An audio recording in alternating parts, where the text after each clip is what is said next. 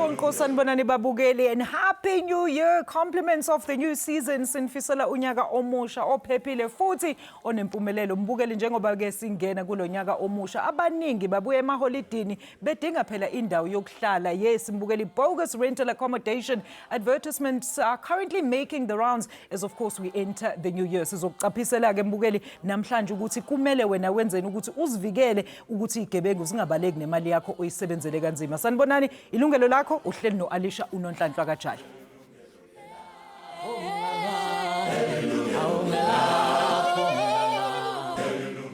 It is the start of the new year 2026 and consumers are returning to their regular lives after the festive season, and for many this time of the year also signals the search for new beginnings, and namely finding, of course, and settling into new accommodation. But experts are warning that not every rental advertisement is genuine.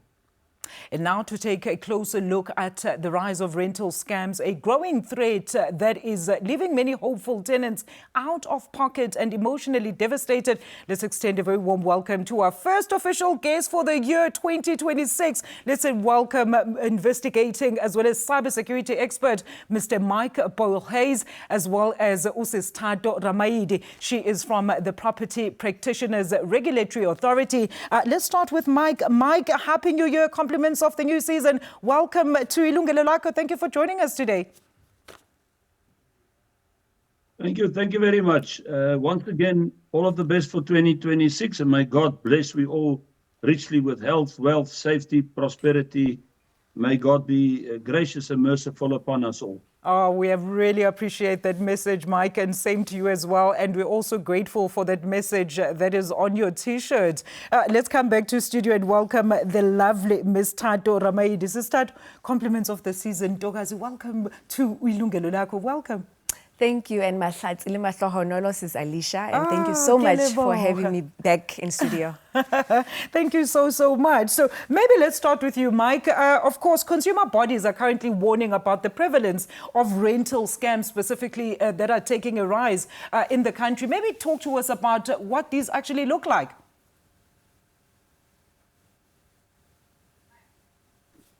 Well, it's not only rental scams, it's everything. Anything you buy or sell, you need to do a thorough identification, evaluation, risk analysis, vetting.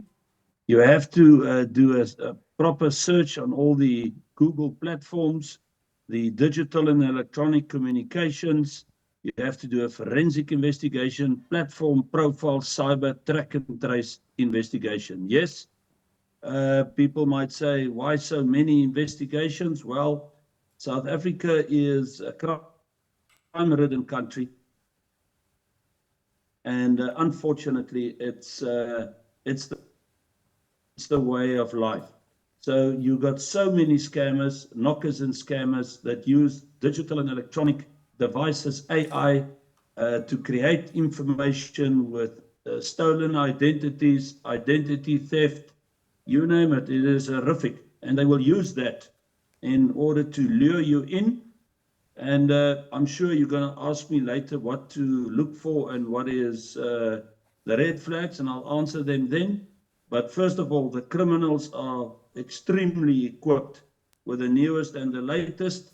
And unfortunately, anything God creates for good, Satan will use for evil. In other words, this is what all supposed to be.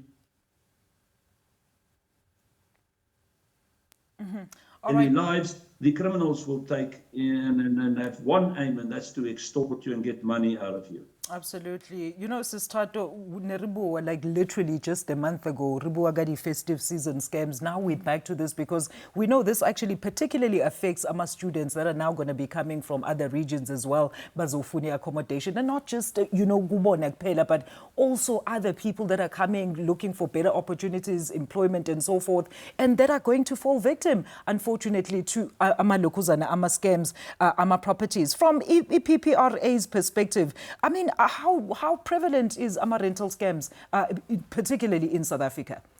They are on a rise, Sis Alisha. And as much as we as the PPRA don't get that many complaints, they are there.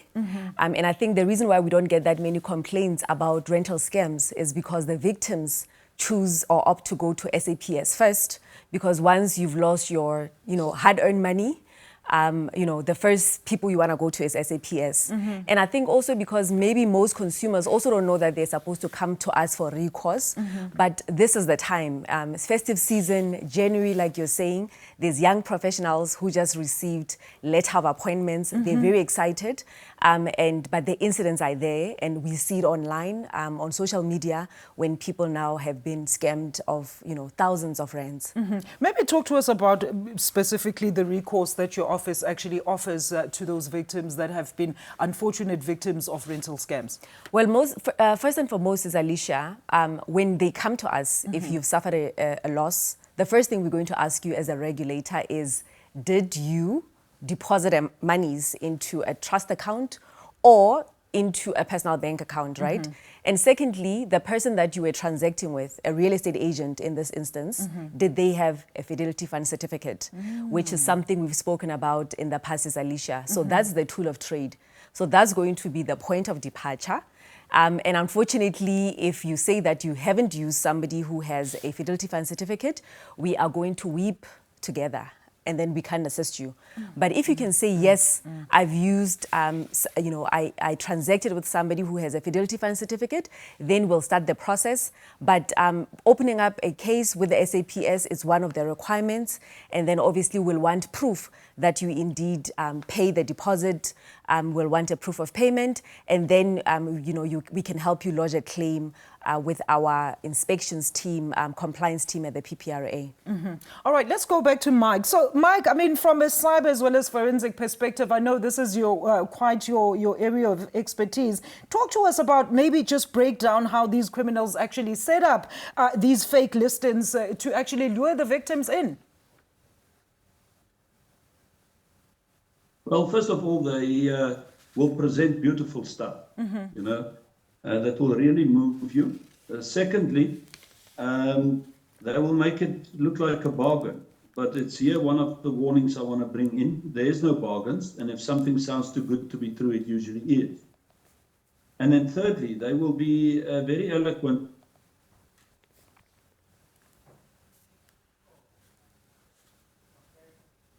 All right, it seems like we keep losing Mike's microphone there. We're going to try and get our technicians to try and quickly assist on that. We're going to take a quick ad break. We're back with more of Yilungelo Lakho, the first show for 2026. Stay tuned.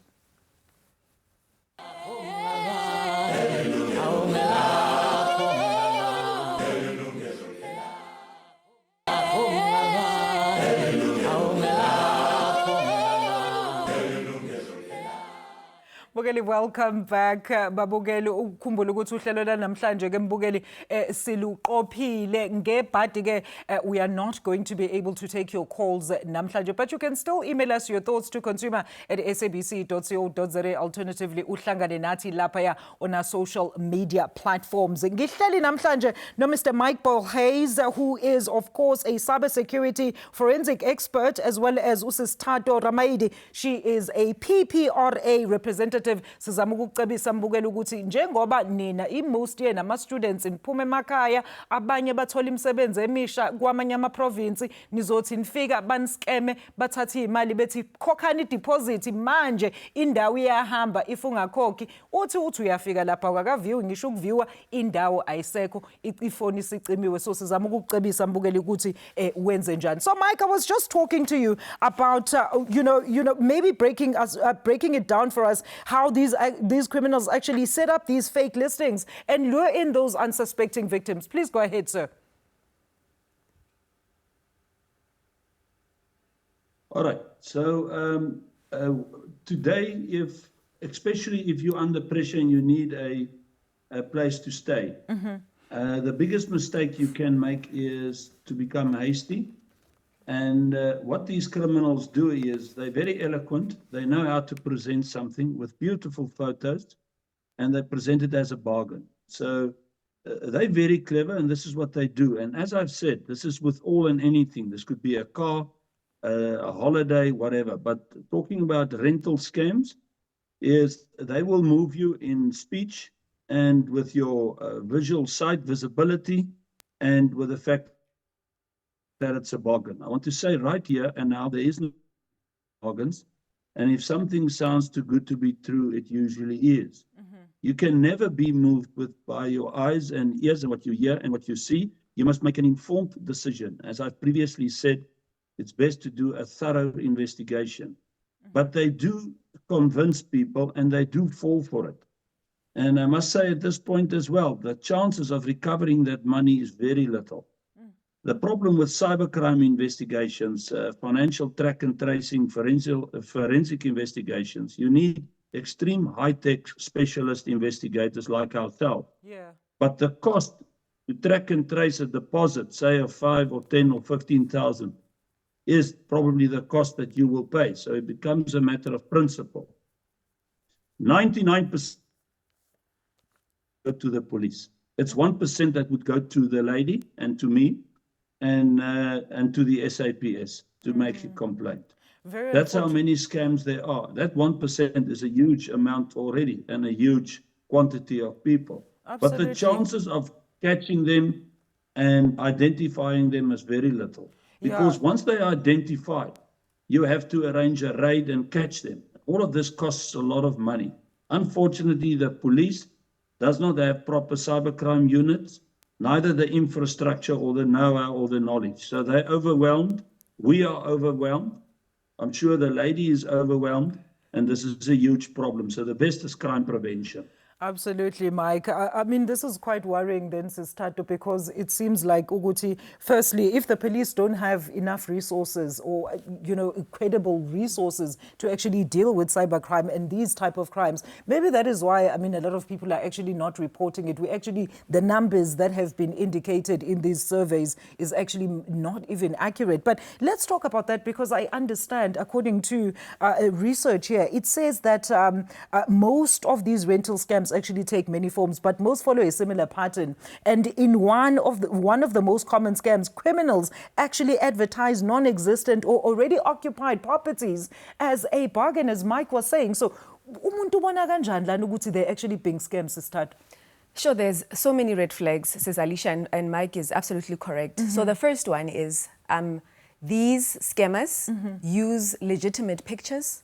They actually use legitimate listings. Where do they get these pictures? They go to the property listing platforms like your private property, Property 24, right? So they take those pictures, they take the description, the address, so everything will be identical. But then when they go to your Facebooks or your social media, then they will significantly drop the price. So if a property is correctly listed at about 10,000 Rand, for example, in Sandton, you will then see it on another platform listed at 5,000 Rand. That's a first red flag. Then the second red flag, obviously, they'll say, you know what, this is going to go fast. So you need to secure with a deposit without viewing. So as the minute they say that, come in, you don't have to view, but do pay, then that's also a red flag. So I think in this instance, instead of relying on law enforcement, it will be much better to be vigilant and obviously do due diligence as a consumer before you start paying and getting excited. Because at this point, no leases are signed, but you get a bank account to make your deposit into. I think I saw one, Sistato, actually, I think one of the advertisements was saying that you could clearly see this is a mansion with well over the price that it was advertised for. And I think the amount was 9,000 Rand something. So they forgot a couple of zeros there. So Absolutely. Thank you for pointing that out. But we also understand that it's not just tenants that are actually unsuspecting victims, even landlords as well. So how do you then give them advice? They also don't let scammers actually infiltrate property advertisements. I think for consumers, once you see that is an individual listing a property, again, exercise extra caution. Because people tend to, especially consumers, they tend to think that because it's listed privately, it's cheaper, and Yeah. that's not the case. They think property practitioner, real estate agent, they're thinking, they've put their com there. Deposits, you're going to get your credit checked, everything. No. So, bafuna ukusiga the middleman. Exactly. So they think they're saving costs. So for me, it's always important that you use a property practitioner, and preferably a property practitioner that's underneath a firm. Because if you see a one-man show and just a name that is not supported by a real estate firm, then again, you must be very cautious and be slow. Like Mike said, don't be too hasty to do anything.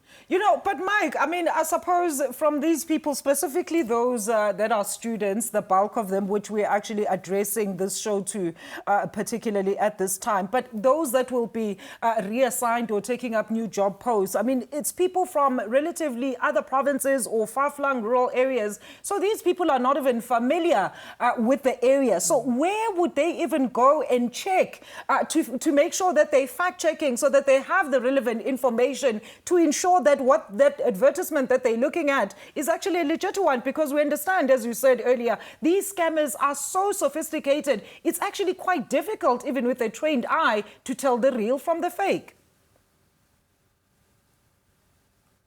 Yeah, look, to all the listeners, I want to tell you, there's no easy way about this. You need to do a face-to-face.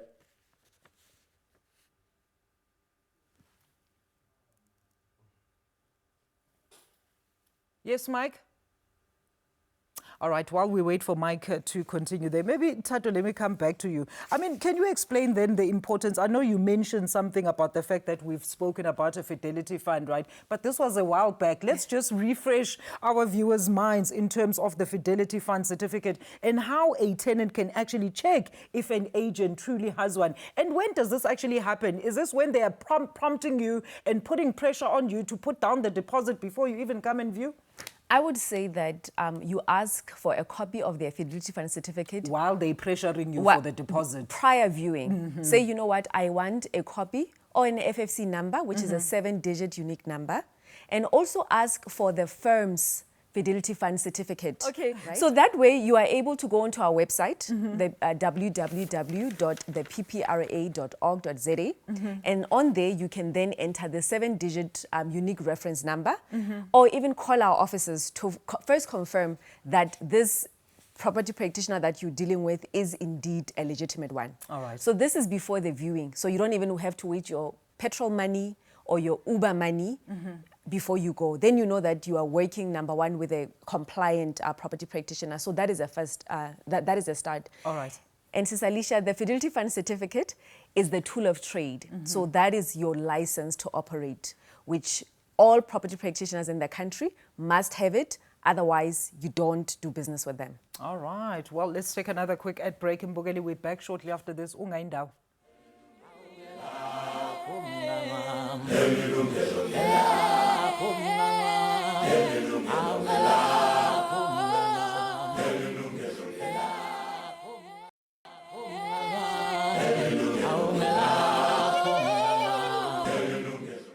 Welcome back. Sisakhuluma phela ngobuqhwesheba or ubugebengu balabantu phela that pose either as ama-tenants or abantu abapose as ama-landlords bethi bakunikeze accommodation bakufaka ipressure bathi khokha i-deposit ungakayi ngisho ukwenza i-viewing bese uyithola ukuthi mase udinga ukuthi uyongena endaweni yakho inamba ayisasebenzi mhlambe naleyo address ayisebenzi because these people have scammed you. Unfortunately, we're not live today Mbukeli njengoba ke uhlelo lethu selirecordile so unfortunately, we can't take your calls, but you can still send us an email to consumer@sabc.co.za. Ngihleli lana nentokazi enhle kakhulu uSisithato Ramayidi. She is a PPRA representative alongside on our virtual platform Mr. Mike Bolhayes, who's a private investigator as well as cyber security expert. So Mike, I mean, I was just asking mainly, just break it down for us. How does a person who's not familiar with these terms and references and is not able to,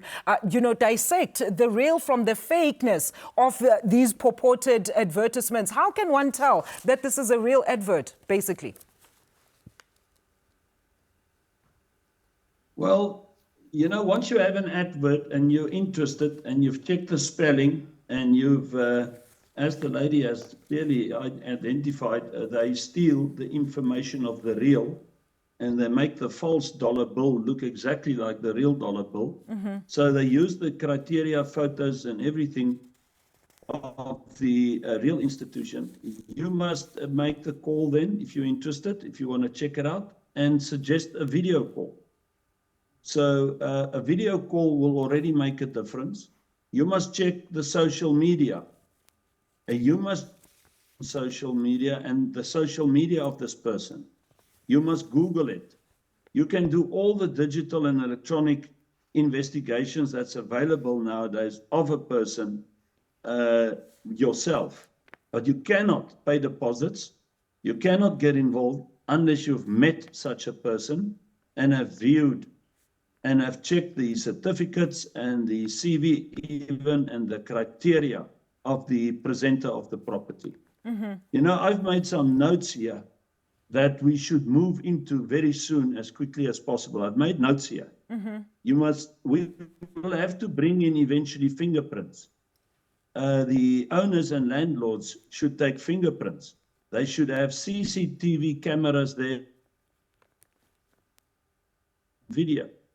They should take proper photos, get proper references, vehicle information, tax clearance, proof documentation of a banking facility. The banks must be called and asked a code, work verification, social media info of a person, Google, ITC, Hello Peter, and all those platforms that identify scammers, crim records, legal and civil cases.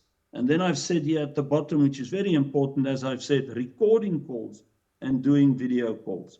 You know, if this is in place, I tell you now, the scammers will just stay away from somebody that implements this. And unfortunately, I'm warning you youngsters and everybody that so eagerly wants to get a place because you're under pressure. And this is such a huge bargain. There is no such thing as a bargain. And you cannot get involved in any buying or selling unless you do a proper investigation. And you must read our project. It's so easy. It's available on Facebook. Alicia can put it on all the platforms. Read our project. It will just enlighten you and everybody, and it will prevent scammers. Lastly, once you've identified this person as a scammer, you can someone tell them you're going to report them to us, to the SABC, to all news stations, and on all social media platforms, and you have the right. Because regarding the Poppy Act, if there's imminent danger to people, you have the right to present that information, and you should post. Then you can state, this institution had tried to scam me, they tried to get deposits from me, I've checked them out, I've done, here's all the information, and you present it so that you warn the public. Awesome tips there. Thank you so much for that great information there, Mike. I hope record those calls, thathani wonke ama-screenshots alawo ma-message. Nenze sure ukuthi nifuna nama-video calls menibona ukuthi lo muntu lo uloku etatazela menifuna ama-direct answers. So, Sisithathu, then that means ukuthi they do have ama-lokhuzana ama-options abantu. They just need to exercise and also exercise extreme precaution and caution, maybe lokhuza, maybe funa lama lokhuzana lama listings. But let's talk about what a tenant then should do immediately should they realize ukuthi mhlambe sengiskemiwe. They have to report it, like Mike said, to the various platforms, but most importantly, they need to go to the SAPS. Okay. And then after that, they need to report that incident to us. Okay. But once again, if that person is not registered with us, it's something else. Ish. But Mike mentioned something, Sis Alicia, that, you know, criminal records. So the importance, once again, of dealing with registered property practitioners with us is that one of our processes, right, before we can even issue a certificate, property practitioners need to declare that they don't have any criminal records. Okay. So as part of our legislation, if you've got criminal record, we cannot issue you with the license to trade. So that's one aspect where we are now protecting consumers. But once again, there are unlicensed, unregistered, illegal property practitioners out there as well. So in that case, then you will have to obviously spread the message far and wide so that consumers know that, you know, beware of this property practitioner. And another thing that I wanted to piggyback right on that Mike maybe didn't mention is that The first other thing that you need to make sure is that this property practitioner has an office, because that's, again, another requirement. So once you come to us to register, you need to give us a valid office address. So if you go online, you Google, like Mike said, and this person is nowhere on Google, there's Doesn't no have a history. landline. Exactly, there's no history of them, working in the property space. That's also another red flag. All right. Maybe continue on that trajectory, Mrs. Tato, because, I want to understand, it is a bit scanty at this stage, but is there any enforcement actions that the PPRA then can take against unregistered or unlicensed operators in this instance then? Yes, absolutely. And the first thing, we are a regulator, right? Our mandate is to protect consumers. And for those property practitioners that are not registered. They're already breaking the law, so you will report them ultimately. Yes, and I think for most of them, they break the law because they can't be traced. And one of our mandates is to make sure that we regularize these unscrupulous property practitioners. We bring them into the regulatory fold so that they know that there's recourse. But if they are just running wild and we don't know of them, there's nothing that we can do. So most importantly, reporting them to us is of critical importance. But obviously, whatever crime that you do in this country, you have to pay the price. Absolutely. And there are some property practitioners that have been reported to us. There are some that have been incarcerated. And what we do as a regulator is to obviously let the public know, as again prescribed in our legislation, we're supposed to name and shame. So some of the complaints that we have concluded in the last financial year, there will be a register or a roster where we are naming them. So consumers know that you should not transact with these people. But for consumers who have suffered a recourse, some of them we do pay out claims. Again, that's our responsibility as a regulator. So there are people who have lost money that we have been able to pay them out using our Fidelity Fund. But again, on the ones that have, committed the crime, we do then, make them public so that consumers know not to transact with them. Mike, maybe just also on that point of tracking and tracing these criminals, what challenges do investigators then face when actually trying to, identify and uncover these scammers? Yeah, you must actually just ask that question again. There was a dip. Yes. Mike, I'm asking, while we're on the subject of tracing and tracking these scammers, Tato here is saying that it becomes very difficult to trace those, specifically those unregistered operators. So I'm trying to find out, what challenges do you then as investigators face when trying to trace these criminals? Well, first of all, we blame the cell phone companies. The cell phone companies are not doing their work. They're not doing that whole list of investigations that is required of any institution that is providing a service of digital and electronic communication or assistance, and that includes banks. So cell phone companies and banks should do more. How many guys have fraudulent bank accounts? They don't even check up. They don't do the vetting evaluation, the real assessment of the person's worth, and so forth. The banks are being used by criminals as money laundering institutions. And the cell phone companies just dish out cell phones left, right, and center. Without the two, you cannot commit crime. No crime is committed in the world without digital and electronic assistance, which is a cell phone per se, and then a laptop, etc., or a banking account. They try cash, but it's getting all the more difficult to operate in cash. But they know they can catch people by EFTing and sending money. The guy wants to rent a property. Oh, well, there can't be a mistake. There's a bank account. I can EFT. Yeah. Because they say, listen, here's my bank account. And they can create any bank account in any name. And the banks, unfortunately, don't do thorough investigations. And there are insiders in the bank. There are insiders in the bank on some of the most horrific crimes. ATM bombings, hijackings, you name it. The same with cell phone companies. I don't say there's insiders being involved in the crimes itself, but they do give information. So there have to be much stricter laws All right. before giving a cell phone number or a banking account. So it is essentially organized crime. All right. Thank you so much for that, Mike. We're going to take another quick ad break, and Bugeli, we're back shortly after that. Stay tuned.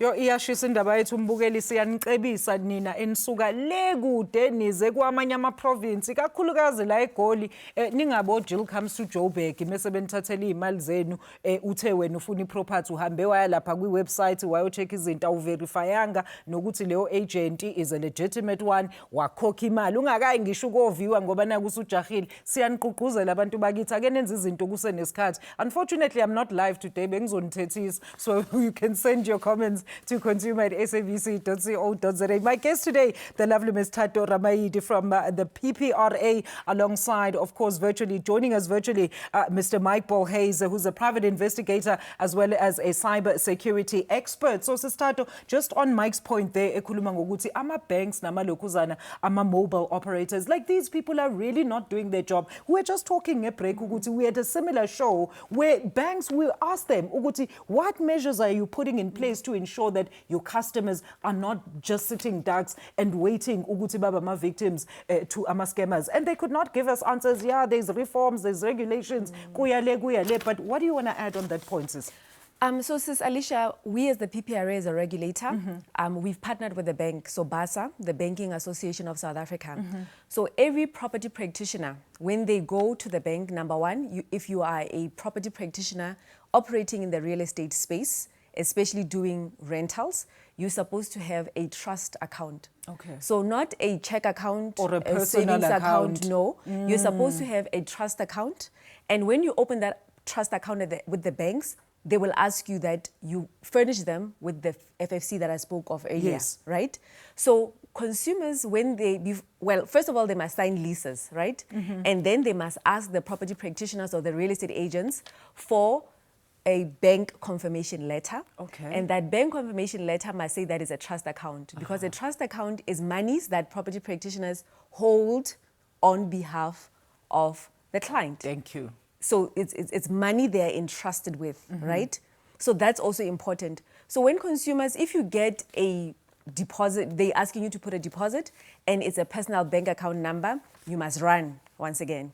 So that trust account number, that must be reflected on the lease agreement.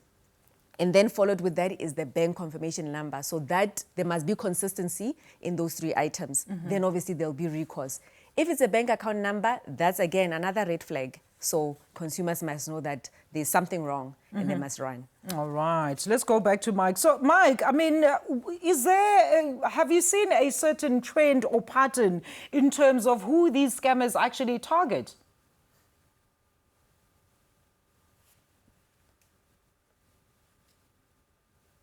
You, me, the lady, everybody.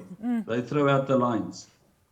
Look, knockers and scammers, the real extreme ones that goes for big money will identify people. And we can have a whole talk about that at a stage, how they get the information. But once again, they get them from contacts in banks or in cell phone companies or out of trash bags or whatever. They get numbers. They send people out, young guys, and they give them 50 Rand, a big black bag on the dumping sites to bring to them all the non-shredded documents with numbers on. Then they read all those numbers in and they send out messages with any and all kinds of scams. Or they specifically, like in these showing there on your screen, they steal the information and they use that information and they just incorporate their false information. They make better photos, people that look much better, the place looks better.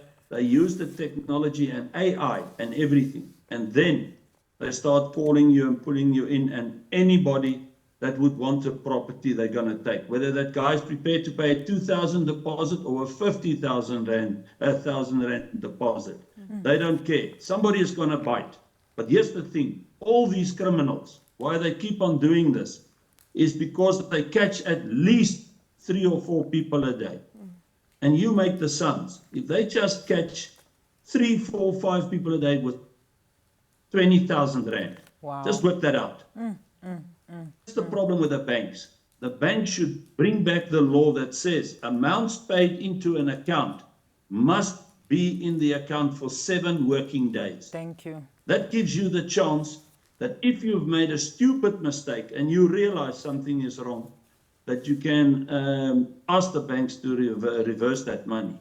The problem with these criminals is they put the money in and they get it out, or they transfer it to other banks. And then it becomes extremely difficult. And then another thing that I just want to mention, when you do expose these criminals, you must open up police cases so that we can get a record of how many scams are going down.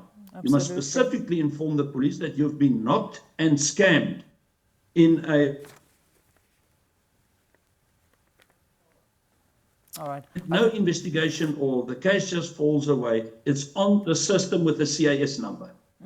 Well, thank you so much for that, Mike. I mean, maybe try to come in there as well, because I'm looking at my research and information here. It says the best possible option, if ungazi kakhulu ukuthi, you know, how these rental scams and everything actually work. Of course, qala choose a reputable agent, but you need to choose a long-term letting agency, because kuthiwa ngathi umfirifiru khona kakhulu lapha yakoma 3 months to 6 month rental leases. So awusichazela ukuthi utsotsi uyithatha kanjani opportunity to use that short-term listing period ukuthi enze sure ukuthi they're duping unsuspecting victims. And you're right, Sis Alicia, 12 months. Okay, 6 to 12 months, that's a reasonable time. Yeah. So if it's a 60-day, again, you must know that somebody's trying to get a quick bag. But remember, Sister, these people are in a hurry. Uphume emakhaya, ujahe indawo, uyaqala emsebenzini ngomhla ka-15. They did not even get a letter of approval up until maybe a week or something before they were supposed to move to that whatever area that they're going to work. This is true. And I think in that instance, then, you know, they are short-term listings, but those are expensive, where you want a fully furnished property, right? But that's also a possibility. But for those who are coming, if you're coming from the rural areas, for example, you're coming to Egoli, ask a friend to view the property for you. Okay. Then they do due diligence on your behalf. But rush, honestly, it's never worked. And I think that's where the scammers really now exploit consumers. So for me, you know, 90 days I think is reasonable, because also for landlords, it's also a risk, because you cannot just be getting a tenant every 90 days. So long-term work best for everyone. And then also for people who are coming for new jobs, there's that probation period. Yes. So how do you know that after 90 days you'll still have a job? You know? But remember, scammers are also experts. Yes. In the property space. Oh, absolutely. So they also just capitalize on those issues. And for me, for consumers, disclose little.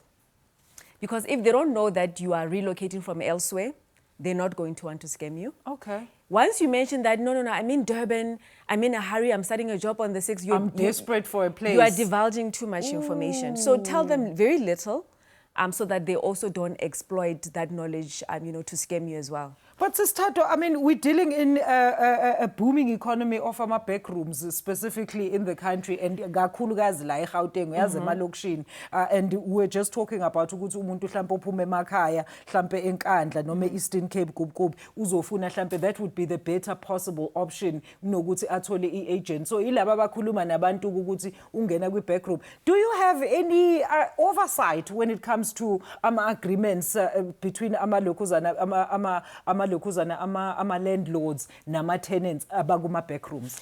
You know, that's another, so we regulate, you know, obviously property practitioners, but if you are a landlord and you are now leasing out your back room, you are not in the day-to-day of, you know, doing... It's not a formal business. It's not a formal, we don't. Okay. But what I can advise there is that when you are coming out to ask to rent into somebody's back room, you need to make sure that that person is the rightful owner of that property. Ooh. That's the first thing. And how can you do that? Because we've seen hijacked buildings and properties in dispute as well. People saying that I'm the owner. So there you can then ask for a property report, And a property report is what is being pulled from the deeds office. So on the deeds office, you know, maybe Dimpo will say, I'm Dimpo Mokwena, this is my property. You'll match it according to the property But these are report. normally gentleman deals. This is time to come on. You know what? But then you're putting yourself at risk. So just make sure that you make sure that's the rightful owner. I don't care how small, if it's a bedroom for 1,500, again, have a lease agreement. Because that's also your protection to make sure that I did enter into an agreement with this landlord for a specified period of time. Asibambe lapho ntokazi siyabonga kakhulu Mbukele. I hope you are taking those tips. Kakhulukazi nini nizobe ngijima last minute bantu bakithi, please stop doing things last minute. Let's start telling you careful. Back shortly after this.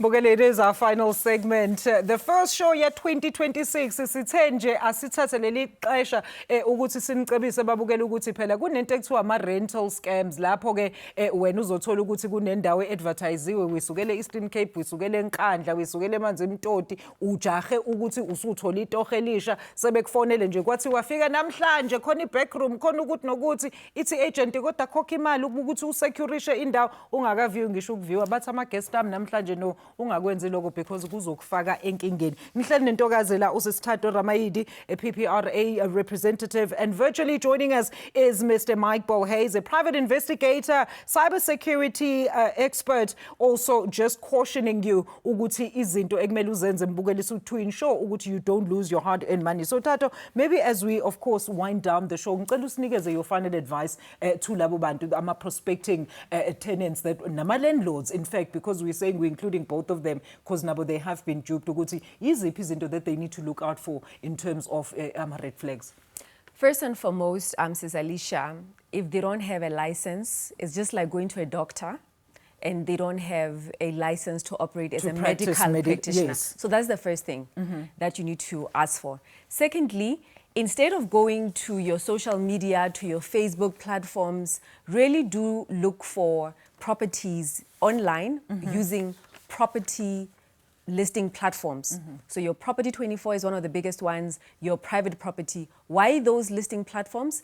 Those companies, when they allow property practitioners to list properties, they ask for their FFC number. Oh, yes. Then you'll see that even when you go online, it will say that registered with the PPRA. Oh, absolutely. So they even have their pictures there. Yes. So for me, that's safer than your Facebook or your TikTok or your WhatsApp accounts. I think that's also most important. And thirdly, once you engage with a property practitioner, ask for their address of their office where they're operating, because then you know that this person is you're not signing leases on top of a bonnet of a car. So I think those really, that's the most important things to make sure that you are dealing with a legitimate and compliant property practitioner. So Mike, maybe in your closing remarks as well, talk to us about some of your closing tips as well that you're going to give to those tenants as well as landlords alike that might find themselves as scams of these scammers. I mean, as possible victims of these scammers.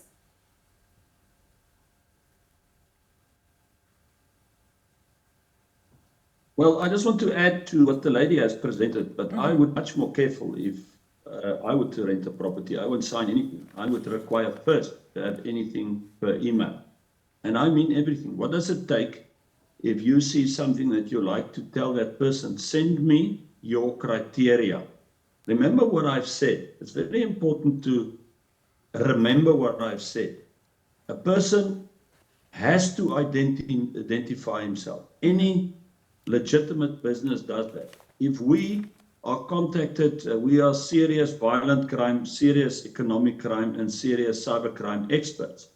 What is the first thing we do if somebody contacts us? They get a complete paraphernalia information of what we do, what we stand for, what we for. So it's a complete exposure. We don't get something afterwards that consider us as a possible scam or not. So the first thing you ask, if you're interested in anything, to get everything on paper Then you do your investigation. You don't pay a holding deposit so long, and you don't sign anything ever. Another thing, and then once you've done the investigation, you do the driving around viewing. You first do the investigation, admin investigation, a complete platform profile investigation. Then you do physical moves, and then you sign, and then you pay the deposit. After you've checked everything. Another thing that he has said, that any and everything nowadays, you must treat with the utmost paranoia. You have to be critical. Yeah. You have to be unemotional, and you have to be positively paranoid with any and everything. This is unfortunately what South Africa has come to, and this is how it's going to become worse and worse and worse in our world with cybercrime and AI and all of that. I mean, AI is so brilliant that I can take both of you, change you completely, and present the show. As if it's SABC with two total different people. True. And you won't even pick it up. True I can that. even do words. I can let you both sit there naked. True, please don't do that, Mike. I can take all your clothes off and put the naked. No, please don't go that So far. let me tell you, cybercrime and AI is bad. We appreciate the explanation, Mike. Be aware. You're scaring us. Mike, thank you so much for that very realistic, graphic type of example there. And I suppose this is touch. I mean, we have to be realistic. These things, AI is literally costing us, even though it was supposed to improve in Pilozet. I'm looking at my research, and one of the final points is that there needs to be, a lot of conversations around the vetting also of tenants. So not only, I think umuntu should also ask themselves, if this person is not asking me for these relevant things, ujahi ID, ujahi mali, but they need to also ask me certain things so that I feel like I'm being vetted. What types of questions should an estate agent or rental agency be asking from me to establish ukuthi yazi lo muntu lo, she's a proper agent? Well, there is an application form that, before even the application form, says Alicia, there should be a mandate that this property practitioner has, that they've been mandated by the owner of the property to lease their property for them. That's the first thing. Then secondly, after all the viewings are done, you are happy with the property in question, the accommodation, then they will need to give you an application form. On that application form, you are giving them consent that, yes, this is my ID number, this is a copy of my ID, this is my proof of residence. I give you permission to go run my credit check. Okay. Because that's the next thing. It's the normal steps, yes. But the property practitioner cannot do that without the tenant giving consent. So that's important. So that form, you sign it off. It should be on a letterhead that has the logo of the firm, of this real estate firm. All right. If you don't get that document and you just ask for a deposit, once again, Alicia, run. Yo. Ay mbukele nathi, let's run, because ziningi kakhulu lezi zinto. Mbukele, I hope ukuthi sizamile ngempela to try and enlighten you in terms of izinto ekumele niyigade. Hey, abantu bagangile, guys, don't trust everyone. Also, don't just go to the first contact nelokuzana ne-website oyibonayo usuyaclicka wena ufaka ama-details. Guys, we always sintshela ukuthi siyacela ukuthi verify, check, ask questions. Bakunyanya abantu bakunyanyela ukuthi ubuza kakhulu imibuzo wena. That's unfortunately where we're going to leave it for this show. Unfortunately, Mike ufuna ukusikhumula manje. Thank you so much to my studio guests who joined us for a very impactful discussion. From, of course, from our virtual platform was private investigator as well as cybersecurity expert, Mr. Mike Bolhase. Thank you so much, sir, for your input, and a happy 2026. And in studio, thank you so much to the lovely Ms. Tato Ramaidi, a PPRA representative from Mimbugeli. Citizens on next week, where we're going to be unpacking another live consumer discussion khona la ku Yilungelo Lakho. Mbukeli, from Owakajali umntwana uthi nibe safe, nifunde, nibuze imibuzo, ni verify. Nisale kahle. Yilungelo